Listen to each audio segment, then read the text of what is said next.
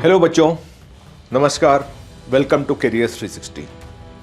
अगर आप बीटेक पढ़ रहे हो कोई भी कॉलेज में, किसी भी कॉलेज में, तो शायद ये वीडियो आपके लिए बहुत ही इंपॉर्टेंट है।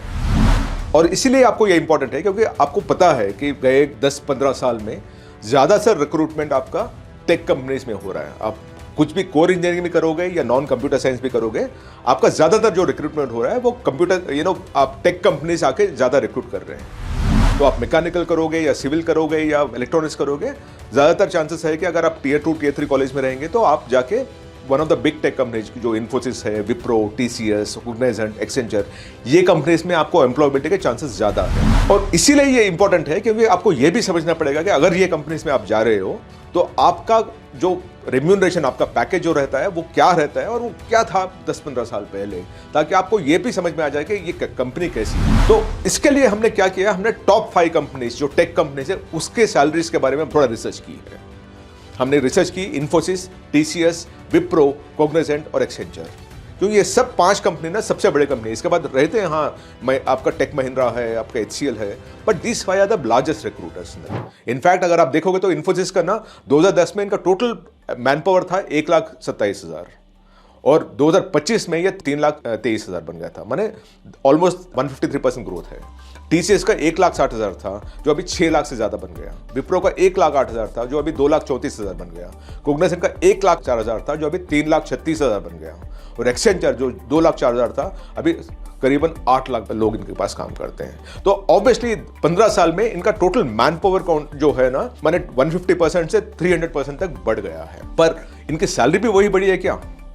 मैन पावर तो बढ़ गया पर इनकी सैलरी बढ़ गया क्या, वो हमें देखना बहुत जरूरी है। क्योंकि जो आप उधर ज्वाइन करेंगे उनको तो आपकी सैलरी मिलेगी, उनको you don't bother about the total man power. आपको ये रहेगा कि आपकी सैलरी कितनी रहेगी if you join this companies, और वही हिसाब से हम ये बात करने वाले हैं। मैं आपके सामने एक अपॉइंटमेंट लेटर आपके सामने दिखा रहा हूं जो 2007 का था, माने आज से 18 साल पहले। ये है टीसीएस का। ये डिजिग्नेशन आप क्लोजली देखेगा, ये असिस्टेंट सिस्टम इंजीनियर ट्रेनी करके लिखा हुआ है और 2007 का है। फिर से बता दूं मैं, 2007 का है। और ये 2007 में टीसीएस में असिस्टेंट सिस्टम इंजीनियर ट्रेनी का जो सैलरी था वो था 3,15,000 रुपया सालाना, per annum 3,15,767 to be exact. ये 2007 में है। 2012 में वही डेजिग्नेशन में कितना मिल रहा है देखेंगे ना, तो ये वही assistant system engineer trainee TCS में ही बात कर रहे हैं हम, सैलरी बन गया 3,16,000, 3,15,000 से 3,16,000 बन गया, 1,000 बढ़ा है 5 साल के बाद। फिर हमने 2022 में देखा है और 2022 में माने 2007 से 15 साल के बाद वही असिस्टेंट सिस्टम इंजीनियर ट्रेनी के बारे में देखेंगे। 2007 में जो 3,15,000 था वो बन गया अभी 3,36,000, माने 21,000 रुपया आफ्टर 15 ईयर्स। 15 साल के बाद 21,000 रुपये बढ़ा है, विच इज नॉट इवन 3-4%। और अगर हम 2024 में देखेंगे ना, तो एक इंसेंटिव सिस्टम लाके उन्होंने उसको घटा भी दिया और 2,95,000 कर दिया। वही मैं दिखा रहा हूं आपको, असिस्टेंट सिस्टम इंजीनियर ट्रेनी का ग्रेड ही दिखा रहा हूं मैं आपको हर जगह 2007 से 2024 तक। और ये पूरा देखोगे ना तो आपको सैलरी जो था, जो 3,15,000 था, वही आसपास उधर ही घूम रहे हैं हम और उसके आगे बढ़ नहीं पाए। माने 2007 से 2025 18 साल के बाद सैलरी जहां था उधर ही है, आगे बढ़ाई ही नहीं। शायद ये टीसीएस के रहेगा, वो भी हमें देखना था। तो हमने एक और कंपनी देखी, इन्फोसिस। इन्फोसिस में जो आपके सामने मैं लेटर दिखा रहा हूं वो है सिस्टम्स इंजीनियर ट्रेनिंग और लेवल 3 का रहता है, जहां 2010 का ये लेटर दिखा रहा हूं मैं आपको, जहां आपका सैलरी बनता है 27,000 per month, 27,084 rupees per month. और वही 2018 में, माना 8 साल के बाद वो देख रहा हूं ना, वही 27,084 अभी भी कंटिन्यू हो रहा है सिस्टम इंजीनियर ट्रेनिंग का। तो 8 साल में 1 रुपया बढ़ाना है इसका। और 2022 में हम देख रहे थे तो वो जो 27,000 है वो 30,000 बन गया आपका, राइट। और 2022 में, माने 15 साल के बाद 2024 में वही 30,000 है, वही है, माने 27,000 रुपये से 30,000 रुपये बना है आफ्टर 15 ईयर्स। तो टीसीएस में नहीं, ये प्रॉब्लम इन्फोसिस में भी है। और यही हिसाब से हम देखेंगे ना, तो हमने क्या किया, हमने 2010 को बेस बना के इनकम टैक्स में इन्फ्लेशन, माने आपको महंगाई तो बढ़ती है ना, वो महंगाई कैसे बढ़ी है, इनकम टैक्स का एक इन्फ्लेशन इंडेक्स रहता है, उसके हिसाब से हमने नाप तोला। तो हमने देखा है कि महंगाई 15 साल में दुगना हो गई है। what was 100 rupees has become 197 rupees in 2025, माने 97%, ऑलमोस्ट 100% ग्रोथ हुआ है। और वही हिसाब से देखेंगे ना तो 2007 में जो 3,15,000 टीसीएस में किसी को सैलरी मिल रही थी, अगर वो इन्फ्लेशन इंडेक्स आगे बढ़ाओगे ना तो it should have been 7.89 lakh rupees. मैंने आपको, मैं ये नहीं बोल रहा हूँ कि इंक्रीमेंट दो, पर महंगाई का दर जो है उतना तो आप मैप कर सकते हो ना। अगर वो करेंगे तो ये सैलरी बनता है 3,15,000 से 7,89,000 रुपीस, पर एक्चुअल सैलरी जो है 3,36,000 रुपया। मैंने आपका salary actual term, real terms में आपकी सैलरी घटी है, 60% घटी है इन टीसीएस। इन्फोसिस में जो 3,25,000 2010 में देते हैं, अगर वही मापदंड से इन्फ्लेशन से महंगाई से हम आगे ले जाएंगे तो ये बनता है 6,40,000 रुपया, पर एक्चुअल सैलरी है आपका 3,60,000 रुपया।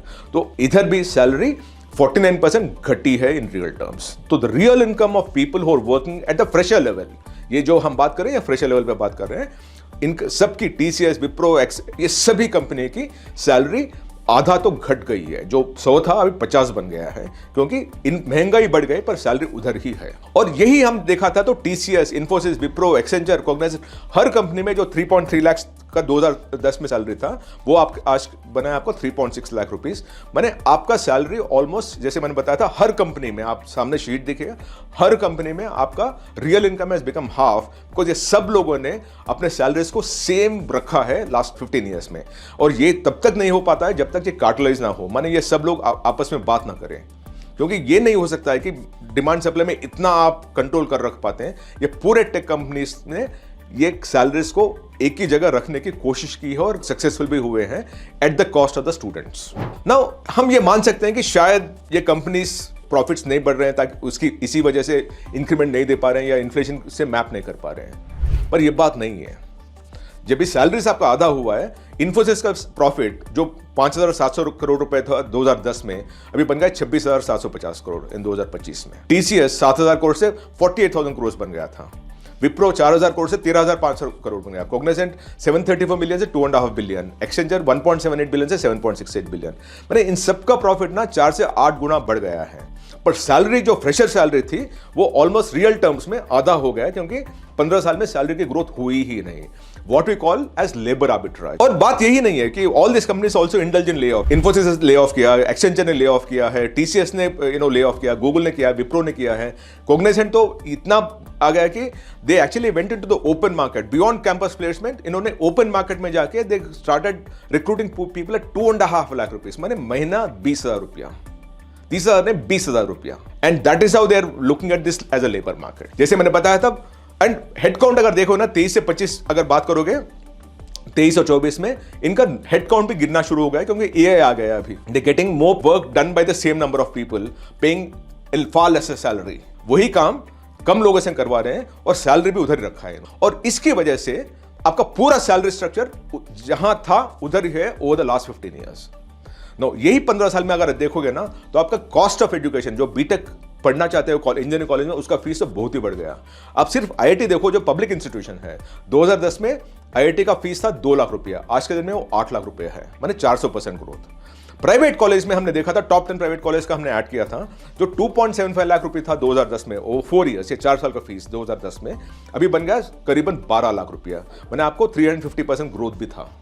तो while the salaries remain the same, जहां आपका इनकम जहां है उधर ही था, आपका एक्सपेंडिचर 4 गुना हो गया, बिकॉज आपका कॉस्ट ऑफ एजुकेशन 4 गुना बढ़ गया है। और ये सबको अगर आप देखोगे ना, गौर से देखोगे, तो एक ही बात बन रही है कि हम जो इतने लोग डेमोग्राफिक डिविडेंड के बारे में बात करते हैं, क्या ये हम साफ दिल से कह सकते हैं कि आपका कॉस्ट ऑफ एजुकेशन 400% बढ़ जाए पर सैलरी उधर ही रहे? आपका प्रॉफिट 8 गुना बढ़ गया पर आपका स्टार्टअप फ्रेशर सैलरी उतना ही रहेगा और आगे नहीं बढ़ेगा। ये सब दीज आर इंपॉर्टेंट क्वेश्चंस। हम as Hindustani, as Bharatiya, I think we need to look at these things. हमें ये सब के बारे में गौर से सोचना पड़ेगा कि क्या अपने बीटेक ग्रेजुएट जो 20-25 लाख खर्च करते हैं, जो 4 साल अपने इन्वेस्ट करते हैं, उनका सैलरी 3 लाख पर एनम।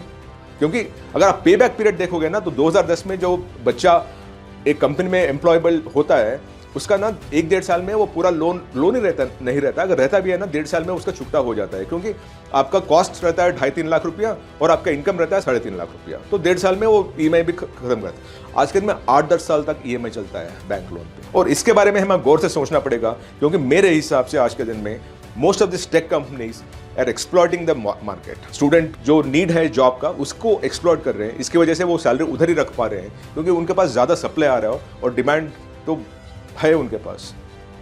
और ये हमें थोड़ा गौर से सोचना पड़ेगा, क्योंकि जो हो रहा है शायद मेरे हिसाब से स्टूडेंट के हित में नहीं है, कंपनीज के हित में है, एजुकेशन इंस्टीट्यूशंस के हित में है, बट बच्चों के हित में नहीं है। और ये मेरा वेरी क्लियरली मुझे सामने दिखता है, और इसके बारे में हम आवाज़ उठानी चाहिए।